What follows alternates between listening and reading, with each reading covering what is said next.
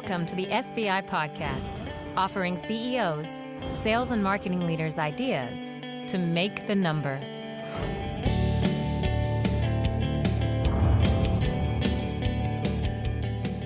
Welcome to the SBI Podcast, a weekly broadcast dedicated to helping you make your number by getting your peers to share with you how they are making theirs. Today we're going to demonstrate how to get the most out of sales training. Why this topic? You, loyal clients and followers of SBI, are wasting a lot of money on sales training, and I would like to put an end to this. According to a report published by the Association of Training and Development titled The State of the Sales Training Industry, there is $2.7 billion spent per year on sales training. Yet our benchmarks reveal that about 85% of sales training does not result in better sales results. So today we're going to discuss why this is happening and what you can do about it. My name is Greg Alexander and I'm the CEO of SBI and I am your host.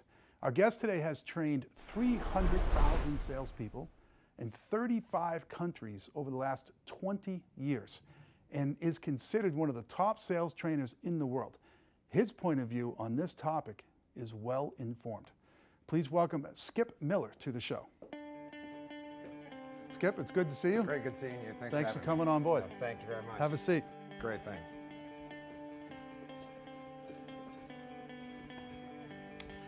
All right, so if you can't answer these questions, I don't know who can.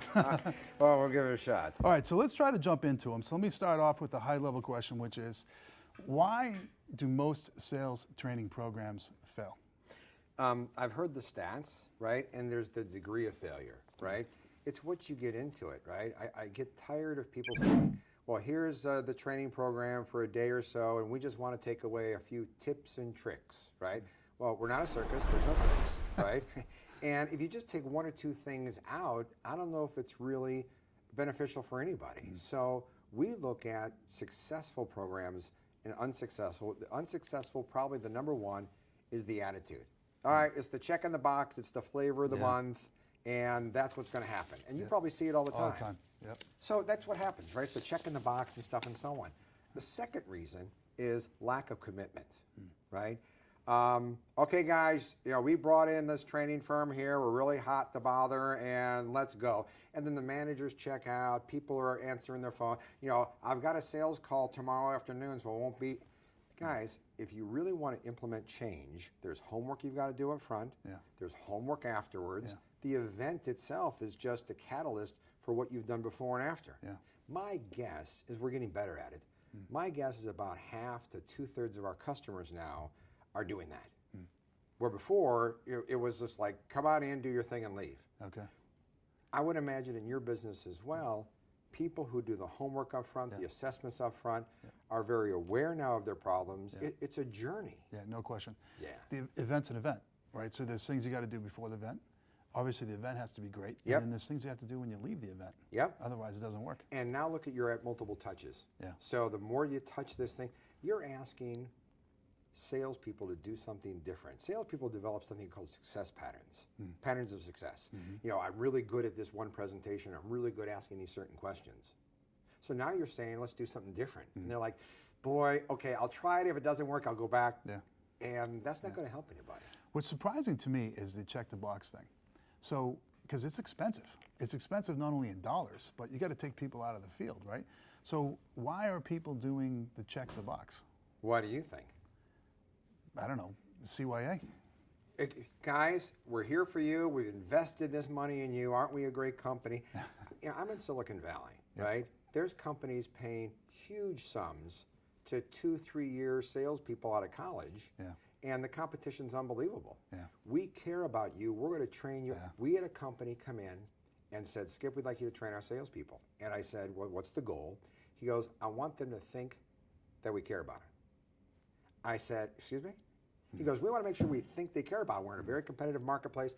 I go, well, you might have the wrong trainer because I'm not coming in here and under that pretense. And we see that all the time. Yeah, okay, very good. All right, let me go to my next question, which is, so those are some reasons why things fail. So if we flip the coin and we look at common attributes of successful sales training programs, what do those look like? We talked about the one, homework.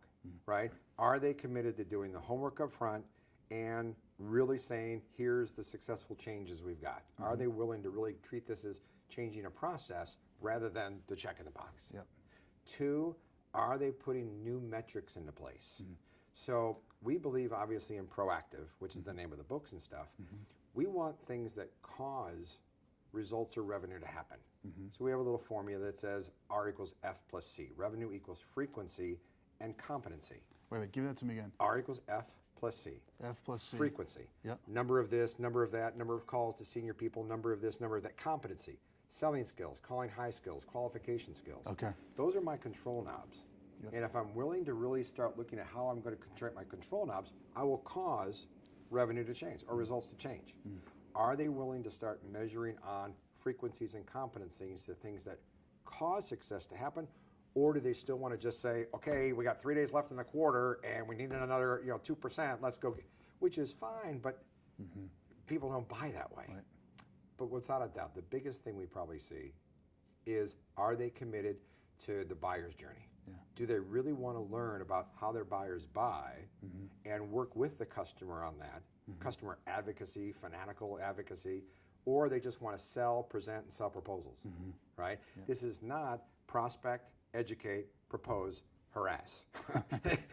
That's a typical sales cycle we see, but it's got to be more of a buyer's journey together. Yeah. For example, if we've got an initial interest going, and now we really want to do a deep dive, and one of my questions is, Greg, what you're spending money on is not going to affect only what you're asking for now, but probably over the next 6, 12 months. Who in your organization is responsible for that vision? Because I want to make sure what you buy today validates other things that are be going on. Well, that's my boss and you can't talk to him yet. I don't know if you got a qualified deal. There's a legitimate business reason to call high, not I want to talk to your boss and see what they want from my stuff. Okay, got it. That's the bad attitude, because that's about selling. Yep. But there's a legitimate business reason. Yep. And companies who really want to get closer to their customers and really work with them are very successful. Okay, so commitment. Yep. Homework. And finally, multiple touches. Multiple touches. Repeat, rinse, repeat. Yeah. And that's the frequency component of the F plus C. Without a doubt. Yeah. Right? Okay. We cannot sit back and say, guys, we want 50% of our calls this week to be director level and above. Yeah. And then after a week go, okay, back to normal. Yeah. You got to stay with it. Yeah, yeah, okay. All right, last question in this segment, then we'll take a quick break. All right. So how much should a company invest in sales training, and then how should they measure the return? Depends on average selling price, depends on number of people, how much you pay your salespeople. We typically see if a salesperson has $1 million quota, right, 1 to 3% of that quota. So $10,000 to $30,000 per rep, which would include the manager's coaching and stuff and so on. So it's an expensive proposition, but ignorance is really kind of high too. It sounds expensive if you communicate that in dollars, 10 to 30,000. But if you communicate it in percentages, 1 to 3%, it really isn't that expensive. So what are the outcomes? Yeah. What are the outcomes we see? We see shorter sales cycles. Yeah. We've taken customers from 106 days to 60 days. We've taken customers from 42 days to 13 days. So shorter sales cycles, because this is Tuesday.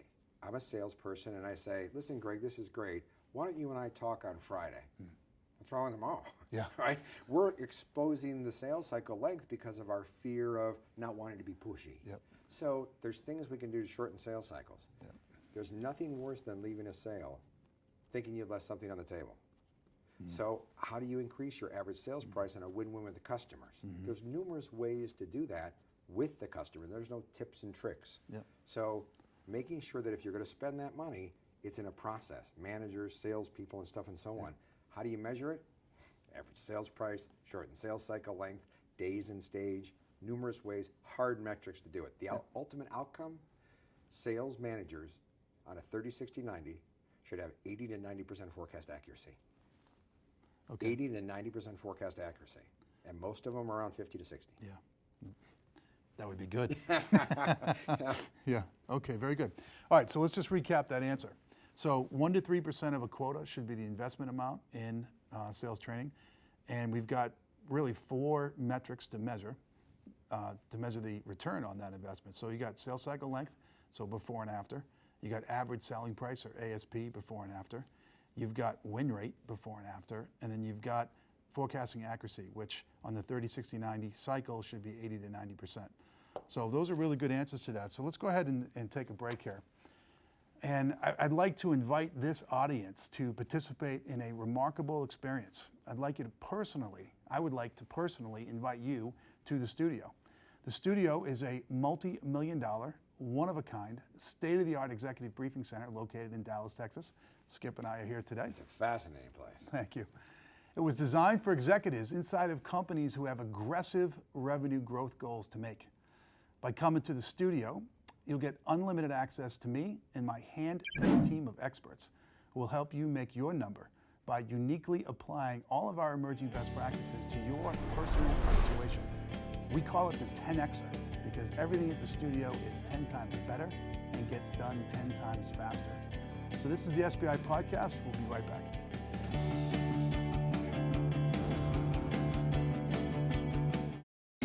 Meet Jerry. He's the CEO for a startup in Silicon Valley. He just signed up with SBI On Demand, a membership for growing businesses that includes an SBI workshop, access to subject matter experts, and a library of exclusive video tutorials. With SBI On Demand, he can access the very best of SBI from anywhere, even when he's on vacation. Just don't tell his wife. How do you SBI? Take it to the next level with SBI On Demand. Learn more at SBIOnDemand.com.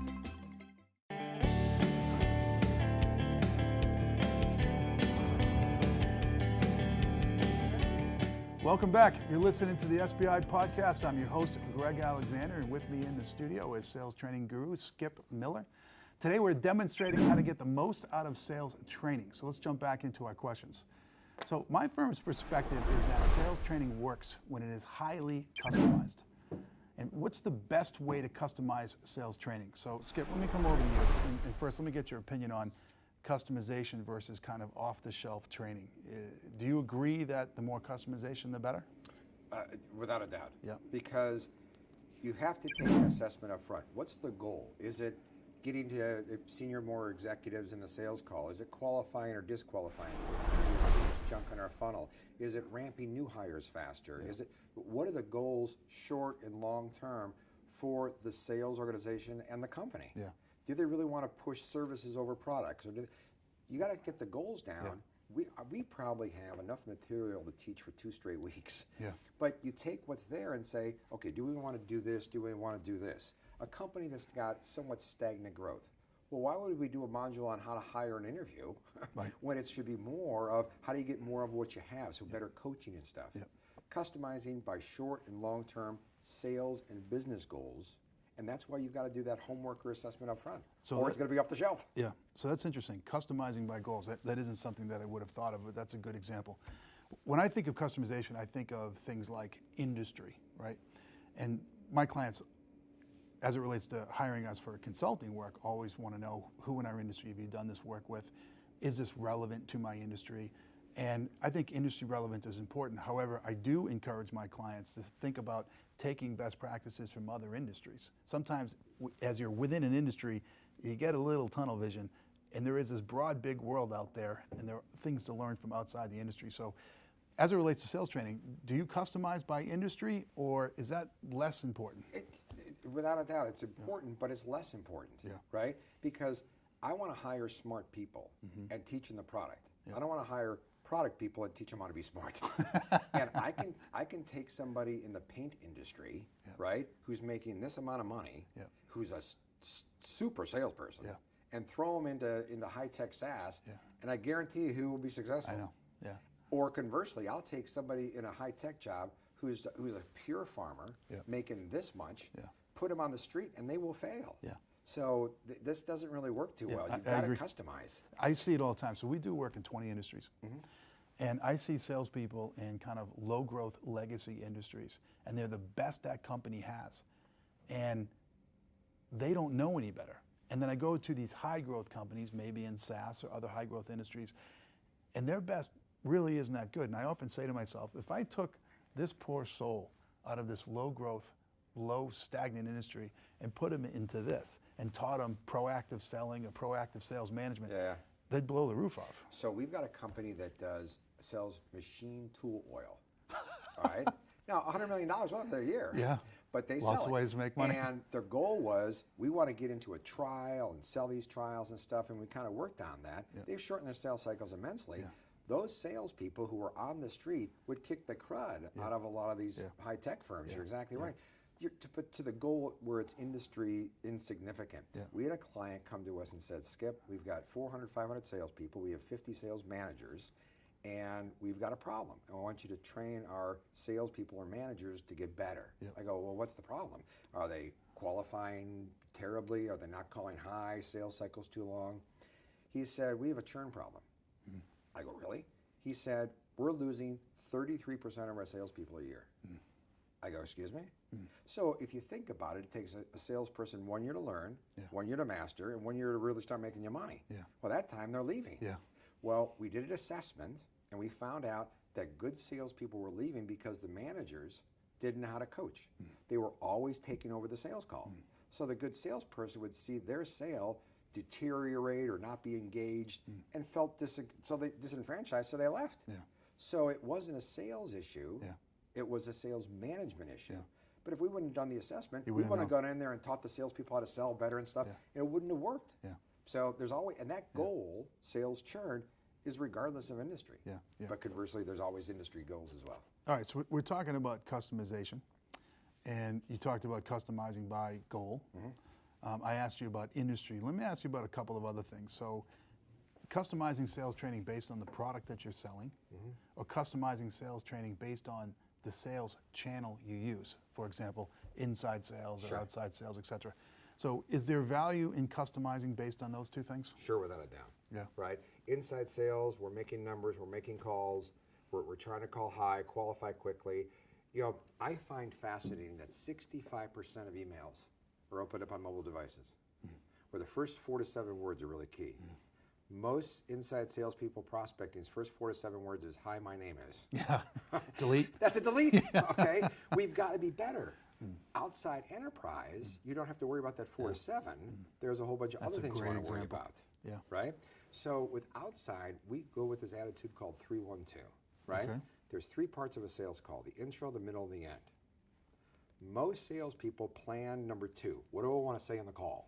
Then they figure out how I'm going to start, and I'll figure out how we end it later. All great sales calls are started with the end in mind. Before you go on the call, you should say, if this call goes well, my next step will be this. All right? If they figured that out before the call, they now have an intentional and a directional sales call, rather than one they present and then they'll figure out together what the next step is, which is where you lose control. So it's 2 different things you're looking at.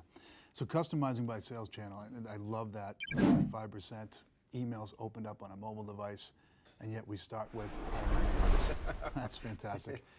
Okay, how about in terms of customizing based on who you compete with, or based on the experience level of the salesperson? Who you compete with, planting landmines, throwing grenades, I mean, I got it, right? I'd much rather be looking at the experience, because 2-3 year salespeople are just regurgitating what marketing's told them to do, and the more senior people are more relying on their friendship and leadership and relationship skills. People buy from people who they like and they trust. But you own the process, you own the deal. So the young people are learning this really well, but not really learning the executive speak. These people know it, but they forget about the process. So you got to really take into consideration what's your makeup of your sales team, and what are the goals? Are we going to hire a bunch of young bucks and train them up, or are we going to hire more senior people who have a Rolodex, which never really pans out too well? Can you teach an old dog new tricks? Of course you can. I think I'm an old dog and I'm learning all the time. So would you, I mean, is there a blanket statement, hire young bucks and train them up, or hire the Rolodex? I mean, do you have a preference, or is it highly situational based on what the company's doing? We have a thing called the SOS pyramid, right? The bottom of the pyramid says do a situational analysis. What do we want? What are our goals? Then the middle of the pyramid says set objectives. The top of the pyramid says implement a strategy. Way too often managers invert the pyramid. They do very little of situational analysis, right? And all the time implementing strategy. And as you well know in your business as well, You got to have a good, what's the situation we're in? That will dictate, not, I love to hire the senior people. Well, good, but that situation may not be calling that. Yeah, exactly. Yeah. So we say strategy is doing the right things, and execution is doing things right. And we stole that from somebody. I apologize. I don't know who it is, but so that's what we like to say. And sometimes you're right. I mean, too much execution without enough strategy, kind of run it in place. Yep. Lots of strategy, no execution, you're an empty suit, right? You're exactly right. Yeah. And we're all waiting for something to happen. Yeah, exactly. Yeah, that's a good phrase. Yeah. I like that. All right, let's take another break. Would you like to get more out of your sales training by highly customizing it? If so, I think we might be able to help you.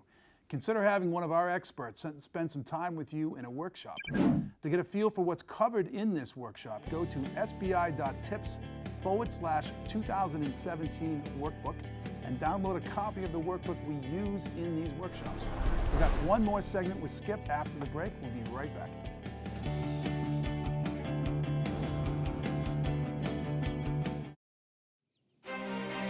Meet Jake, the VP of Sales for a growing tech company and an avid runner. During his marathon training, he listens to SBI podcasts.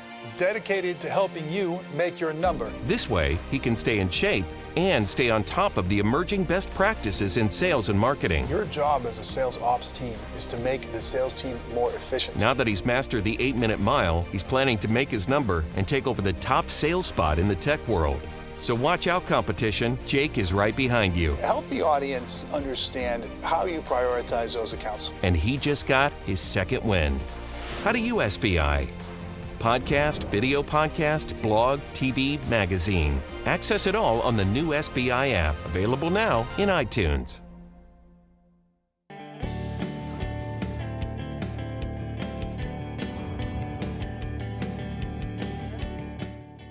Okay, this is our last segment with Skip, demonstrating how to get more out of sales training. Let's jump back into the question. So we've seen clients confuse this concept of ease of use in field adoption, right? Yeah. So one of the tricks of sales training is getting people to use it. And a lot of the sales training companies have done a nice job integrating their methodology, if you will, into Salesforce.com. And they pitch that to clients as, your sales reps are going to adopt this now. And integrating into software is a nice to have, but to me, that really isn't a field adoption. So what's your perspective on the difference between ease of use and field adoption? You could be ease of use, right? And the salespeople are going to lie to you, and then the reports are going to be terrible. Yeah. You could make them do something. Oh, they'll do it. But the reports, I mean, anything, number one's got to be mutually beneficial. The reps have got to see value, and the manager's got to see value. It can't be just one way or the other. Yeah. Two, tool adoption or process adoption, I think, has got to be staged. So managing to the deal is dead. We asked 100 sales managers about a year ago if your sales broke up into 5 stages. Stage 1, 2, 3, 4, 5, and 5 is close, right? Where do you get most involved? And without a doubt, the ultimate answer is 4 and 5. Yeah. Stages 4 and 5, where do you want to get involved? Where should you get involved? And obviously stages 2, 2.5, 3 is where they should. But most managers don't know what to do there. Here's a manager coaching at stage 2. Greg, how's it going? Good. Need anything? No. Call me if you need. Okay. And they call that coaching. Yeah. Rather than coaching to things and activities that need to get happen in stage 2, right? In stage 2, we say the deal splits. There's a below the line user buyer who's got their value prop, feeds and speeds. And there's an above the line fiscal buyer who says, if I'm going to invest, $250,000, I got to get a return on this. It's got to help me on my $50 million initiative. Well, typically at stage 2, we go below the line, take it all the way through proposal, and then try to meet the above the line executive. Yep. A good manager can coach the stages. So I'm a firm believer that managing to deals is dead. And if we manage to more stages and mutual customer sales activities by stage, you're going to see win rates skyrocket. So adoption by stage and coaching by stage, I think will really help. All right. So managing to the deal is dead, and in its place is managing to the stage? You're going to see great companies say, typically in stage 2, we have a 40-day stage 2. These are the activities that happen. Best practices says, we think we can get that down to 20. So now I've got a measurable thing rather than our sales cycles are too long, we have to make them shorter. What are you going to do? Talk less? I mean, have 10-minute calls instead of 20? Yeah. So by managing the stages, the rep can get engaged. I know what to do here, what's expected. The manager can coach to it, and therefore, how you implement sales training built into Salesforce by stage starts becoming company vocabulary. Yeah. Sometimes when we get called in, it'll be from a CEO or a head of sales, and they'll say, sales have stalled. You know, my sales team in the middle of a quarter will be projecting a fantastic quarter. The quarter comes and it ends and we miss the number, but it's not because we lost. The deal's pushed, right? And the reason why I'm bringing that up is because you're talking about managing to the stage and the activities in the stage. What happens, I see, for those that have a good sales process mapped to the buying process, let's say they're in stage 2. Yep. They look at the, quote, exit criteria, right? So what do I got to do to get out of stage 2 into exactly stage? right. And they skip the activities. Because you know what, this is a unique client, and it really didn't need to do that this. Yeah. And then it's like you just go back and forth, and you're hung up in stage 2 in that scenario. Yep. Yeses are great, nos are great, maybes okay. Yeah, Okay. exactly. You got 10 deals in your funnel, you win 8, congrats. Yeah. You got 10 deals in your funnel, you lose 8, congrats. You know you're doing something wrong, you can fix it. Yeah. You got 10 deals in your funnel, you got 8 maybes, you're dead. Yeah. Because what you've done is you've done 4-letter word stuff.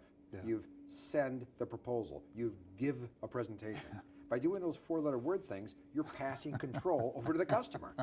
4-letter word things. Yeah, send, give, those are 4-letter words. Yeah, there's a I'm few gonna other give a 4-letter proposal. words. Good, again, I've sent them the proposal. Well, and I think there's 3 forecasting areas right now. Yes, no, and waiting to hear. And the waiting to hear is just too dominant. We've got to learn how to qualify and disqualify earlier. Yeah. Okay. So the takeaway, audience members, is don't manage to the deal, manage to the stages. All right, I mentioned in the opening, 300,000 sales reps, 35 countries, 20 years. You've been doing this a long time. There's a lot of people out there in my industry, in your industry, you know, so-called thought leaders that are suggesting that sales training in the future is going to be very different than sales training in the past. So, you know, if you were to peek out in the future, 5, 10, 15 years, whatever it is, you're still doing this. What do you think will be different? I mean, what is the future of sales training? 10 years. I don't think we had iPhones 10 years ago. Right. I think I was still working the fax machine. So it's going to be different, and probably in a number of areas. One, it's going to be very customized and personalized, almost like Boy Scout merit badges, right? Okay. I want you to learn this task, and I want you to be certified in knowing how to read a financial report, knowing what to say to a CFO, knowing to speak in auto industry speak, whatever those are. I think the second big thing you're going to see is AI, right?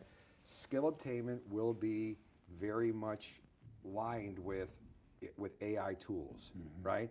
You cannot have 20% of your cost of business in sales and marketing, and have 50 to 60% of your salespeople make the number. Yeah.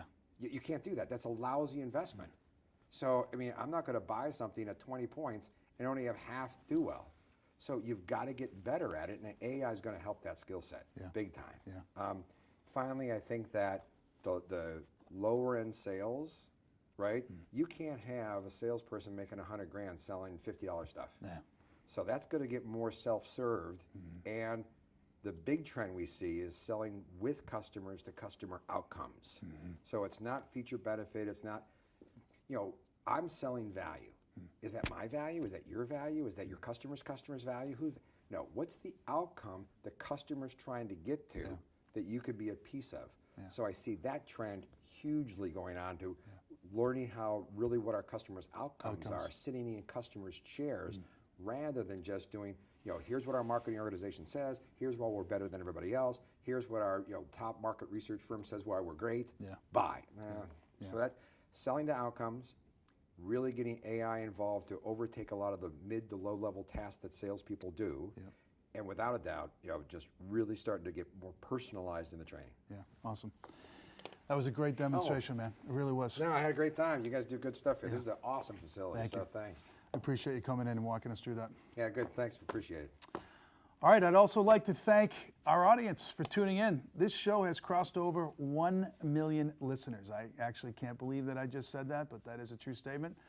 And all these years ago when we got going on this, I didn't think that was even possible. But speaking for all of us who put on this show, our writers, our producers, the bookers, the post-production team, et cetera, I want to thank all of you for your support. And putting the show on is a lot of work, and it's very rewarding to know that you're getting a lot out of it. So thank you, audience members. All right, if you want to learn more about this topic, how to get more out of sales training or other areas we focus on, go to salesbenchmarkindex.com/register and create an account. Now, why would you want to do this? This allows you to personalize your experience with our content. For example, you can choose the topics you're interested in and how often you want to learn about them. Okay, that's it for today. As always, until next time, I wish you good luck as you try and make your number. This has been the SBI Podcast. For more information on SBI services, case studies, the SBI team and how we work, or to subscribe to our other offerings, please visit us at salesbenchmarkindex.com.